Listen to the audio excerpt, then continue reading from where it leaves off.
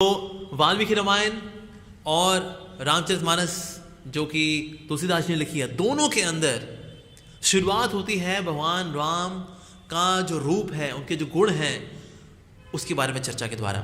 विशेष रूप से रामचरितमानस के अंदर बहुत ही डिटेल में, बहुत सारी एनोलॉजीज के साथ, बहुत सारी उपमाओं के साथ बता रहे हैं तुलसीदास जी की श्री राम की महिमा क्या है। पूरे सारे एपिसोड के अंदर वैसे श्री राम की महिमा चलने वाली है, लेकिन भगवान की महिमा क्या है, उससे शुरुआत करते हैं वो। तो वहां पर बता रहे हैं हमारे आचार्यगण, वो कह रहे हैं कि जो भगवान श्री राम के जो गुण हैं वो एक धधकती अग्नि के समान है, और इस संसार में जितने भी अवगुण हैं वो सूखी लकड़ी के समान है। जिस प्रकार से जलती हुई अग्नि सूखी लकड़ी को जला करके भस्म कर देती है, उसी प्रकार से भगवान श्री राम के जो गुण हैं, उनकी लीलाएं हैं, उनका जो गुणानुवर्णन है, ये सब प्रकार के अवगुणों को, विशेष रूप से कलयुग के अवगुणों को नष्ट कर देने वाला है, जला के भस्म कर देने वाला है। भगवान श्री राम के जो गुण हैं वो बिल्कुल एक चंद्रमा के समान है। जिस प्रकार से जो कमल होता है, कमल के ऊपर जब चांद की जब रोशनी पड़ती है तो कमल खिल जाता है, उसी प्रकार से हरि के जो भक्त हैं उनका हृदय कमल के समान है। और श्री राम का जो गुणानुवर्णन है वो चंद्र की जो किरणें हैं उनके समान है। जैसे ही भगवान श्री राम के गुणों का वर्णन की चंद्रिका जैसे ही भक्तों के हृदय के कमल को छूती है, भक्तों का हृदय जो है वो खिल जाता है। कहते हैं अरे वाह, हमारे प्रभु के गुण तो अद्भुत हैं। ऐसा सोच सोच करके उनका हृदय प्रफुल्लित होता रहता है।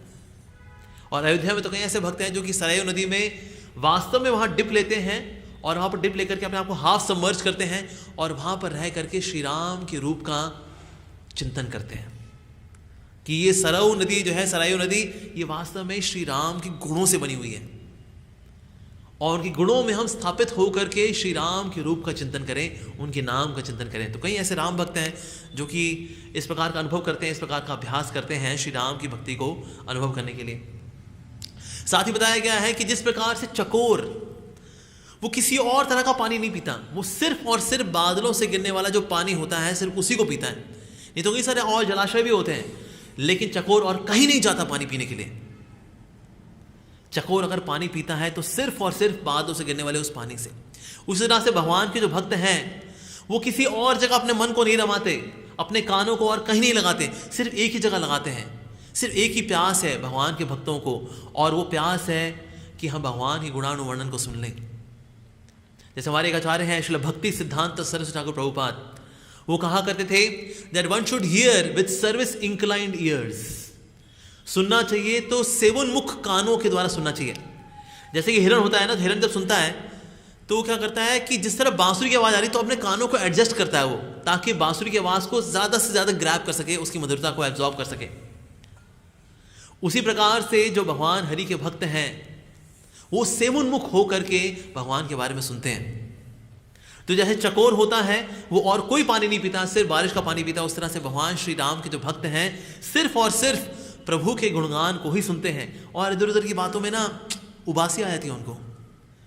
पॉलिटिक्स की बात हो गई, फैमिली पॉलिटिक्स की बात हो गई, ये सुनते ना यह हाल हो जाता है उनका।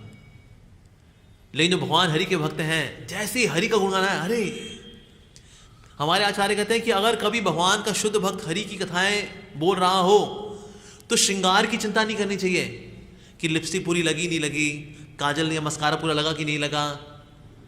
चल दो, जैसे है बिंदी यहाँ लग गई, ऐसे श्रृंगार आगे पीछे हो गया, ठीक है, लिपस्टिक कान में लग गई, काजल मुंह पे लग गया, और चल दो। कहते बस बदहवास होकर के चल दो, कहते कुछ मिस ना हो जाए। अगर कोई भक्त है धोती बांध रहा है, धोती अभी आधी बंदी है, लेकिन हरि कथा शुरू हो गई है, तो जितनी बंदी है चल दो। ऐसी आतुरता होनी चाहिए भगवान के बारे में सुनने के लिए। तो भगवान के जो भक्त हैं वो चकोर के समान हैं, जो कि सिर्फ और सिर्फ श्री राम के गुणानुवर्णन को सुनने के लिए आतुर रहते हैं, और किसी विषय में उनका किसी प्रकार से रुचि होती नहीं है।